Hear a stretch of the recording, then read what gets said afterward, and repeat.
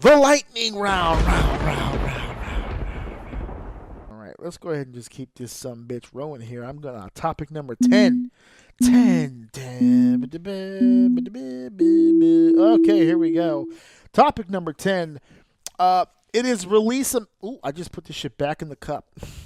That's not good. It is Release-a-mania.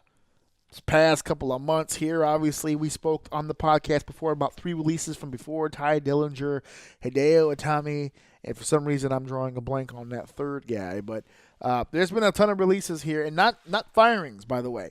We want to clarify things. We've had more releases. Luke Harper has asked for his release from the WWE, and they have granted it. Alexander Wolf has asked. He was one of the members of Sanity, who is now gone. Sanity's pretty much out the door at this point. Eric Young got moved to Raw. Alexander Wolf asked for his release, and he is officially gone. Killian Dane, which is the other member of the team, I haven't heard officially if he's gone, so I can't say that he is or he hasn't. But he's been sending up these cryptic tweets pretty much all day. He's been thanking Eric Young and Wolf and Nikki, and he's been very gracious to people, and it almost feels like he's also on his way out. Losing Killian, I think, is huge. Of the group, I really think Killian had the most potential to really just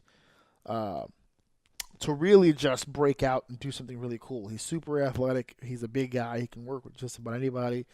Well respected in the locker room, from what I understand. I've worked with a few people who know him pretty good, and he's big on a lot of people's lists as a true professional. So Killian's not officially gone. I don't know for sure how that works, but it's a huge blow. And so what's happening here is that these guys they want to leave the company. And I know people are going to point to AEW and New Japan, and they say, "Oh, now with all these new companies coming up, and they have different places to go, it's easier for talent to say no and to go do their own thing." I really don't. I'm not going to lie and say it's not playing a role.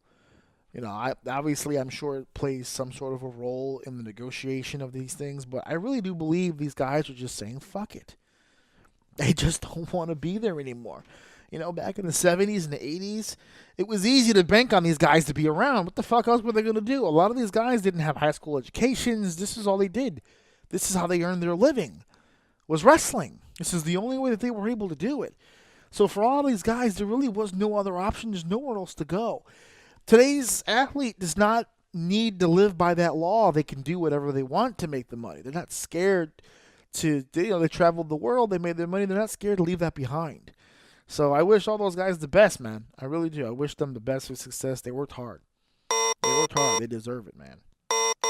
Especially Luke Harper, man. What a fucking waste. What a loss.